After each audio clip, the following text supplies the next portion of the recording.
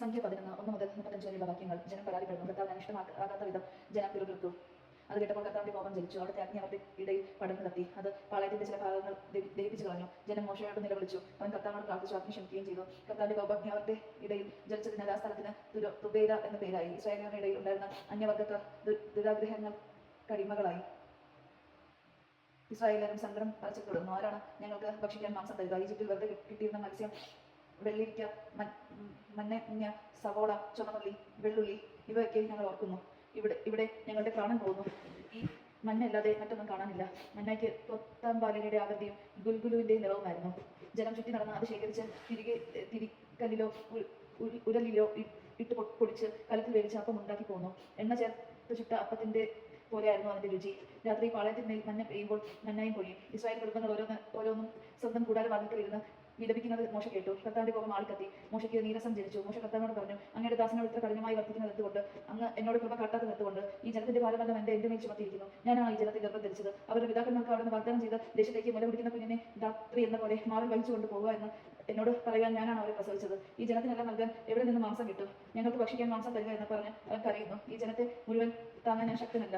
അത് എന്റെ കഴിവിന് അനീതമാണ്. ഇപ്രകാരമാണ് അവിടെ നിന്നോട് വർദ്ധിക്കുന്നതെങ്കിൽ കൃപ തോന്നി എന്നെ ഉടനെ കൊന്നു കളയണം. ഈ കഷ്ടത ഞാൻ കാണാതിരിക്കട്ടെ. 70 നേതാക്കന്മാർ കർത്താവ് മോശയോട് അരുളി ചെയ്തു, ജനത്തിലെ ശ്രേഷ്ഠന്മാരിലും പ്രമാണികളിൽ നിന്ന് 70 പേരെ വിളിച്ചു കൂട്ടുക. അവരെ സമാധാന കൂടാരത്തിൽ കൊണ്ടുവരിക. അവർ അവിടെ നിന്നോടൊപ്പം നിൽക്കട്ടെ. ഞാൻ ഇറങ്ങി വന്ന് നിന്നോട് സംസാരിക്കും. നിന്റെ മേലുള്ള ചൈതന്യത്തിൽ നിന്ന് ഒരു ഭാഗം അവരിലേക്ക് ഞാൻ പകരും.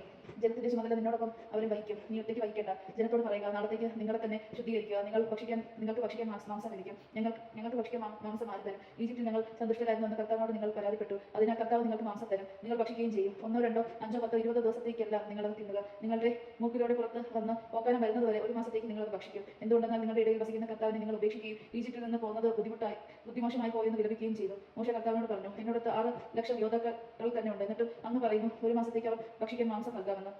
ആടുകളെയോ കാളകളെയോ അവർക്ക് മതിയാവോളം അറക്കുമോ? അവർ തൃപ്തിയാവോളം കടലിൽ മത്സ്യത്തെ ഒരുമിച്ച് കൂട്ടുമോ? കർത്താവ് മോശ അരുളി ചെയ്തു, എന്റെ കൈക്ക് നീളം കുറഞ്ഞു പോയോ? എന്റെ വാക്ക് നിറവേറുമോ ഇല്ലയോ എന്ന് നീ കാണും.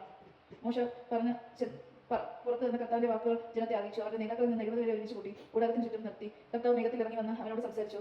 അവിടുന്ന് മോശയുടെ മേലുണ്ടായിരുന്ന ചൈതന്യത്തിൽ ഒരു ഭാഗം 70 നേതാക്കന്മാരുടെയും മേൽ പകർന്നു. അപ്പോൾ അവർ പ്രവചിച്ചു. പിന്നീട് അവർ പ്രവചിച്ചിട്ടില്ല. എൽദാദ്, മെദാദ് എന്നീ 2 പേർ പാളയത്തിനുള്ളിൽ തന്നെ കഴിഞ്ഞു. അവർക്ക് ചൈതന്യം ലഭിച്ചു. അവർ പട്ടികയിൽ ഉൾപ്പെട്ടിരുന്നുവെങ്കിലും കൂടാരത്തിന്റെ സമീപത്തേക്ക് പോയിരുന്നില്ല. അവർ പാളയത്തിനുള്ളിൽ വെച്ച് തന്നെ പ്രവചിച്ചു. എൽദാദും മെദാദും പാളയത്തിൽ വെച്ച് പ്രവചിക്കുന്നു ഒരു യുവാവ് ഓടിച്ചെന്ന് മോശയോട് പറഞ്ഞു. ഇത് കേട്ട് നൂനിന്റെ മകൻ മോശയുടെ തിരഞ്ഞെടുക്കപ്പെട്ട ശുശ്രൂഷകരിൽ ഒരുവനുമായ ജോഷ പറഞ്ഞു, പ്രഭു അവരെ വിലക്കുക. മോശ ജോഷയോട് പറഞ്ഞു, എന്നെ പ്രതി നീ അസൂയപ്പെടുന്നുണ്ടോ? കർത്താവിന്റെ ജനം മുഴുവൻ പ്രവാചകന്മാരാവുകയും അവിടുന്ന് തന്റെ ആത്മാവിനെ അവർക്ക് നൽകുകയും ചെയ്തിരിക്കുന്നുവെങ്കിൽ എന്ന് ഞാൻ ആശിക്കുന്നു.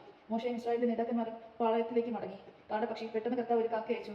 ആ കാറ്റ് കടലിൽ നിന്ന് കാടപക്ഷികളെ കൊണ്ടുവന്നു. ഒരു ദിവസത്തെ യാത്രയുടെ ദൂരം വാസാർദ്ധ്യത്തിൽ കൂടാരത്തിന് ചുറ്റും 2 മുഴം കനത്തിൽ മൂടി കിടക്കത്തക്ക വിധം അത് വീണു. ജനം അന്ന് പകലും രാത്രിയും കിട്ടിയതും കാടപക്ഷികളെ ശേഖരിച്ചു. ഏറ്റവും കുറച്ച് ശേഖരിച്ചവന് പോലും 10 ഹോമർ കിട്ടി. അവർ അത് പാളയത്തിന് ചുറ്റും ഉണക്കാനിട്ടു. എന്നാൽ ഇറച്ചി ഭക്ഷിച്ചുകൊണ്ടിരിക്കെ തന്നെ കർത്താവിന്റെ കോപം ജനത്തിന് എതിരെ ആളിക്കത്തി. ഒരു മഹാമാരി അയച്ച് അവിടെ അവരെ ശിക്ഷിച്ചു. അത്യാഗ്രഹികളെ സംസ്കരിച്ചത് കൊണ്ട് ആ സ്ഥലത്ത് കിബ്രോത്ത് ഹത്താവ എന്ന് പേരിട്ടു. കിബ്രോത്ത് ഹത്താവയിൽ നിന്ന് ജനം ഹസോറോത്തിൽ ചെന്ന് താമസിച്ചു. ദൈവജനം കേട്ട് നമുക്ക് ദൈവത്തെ സ്തുതിക്കാം. ക്രിസ്ത്യാനിക്ക് സ്തുതി.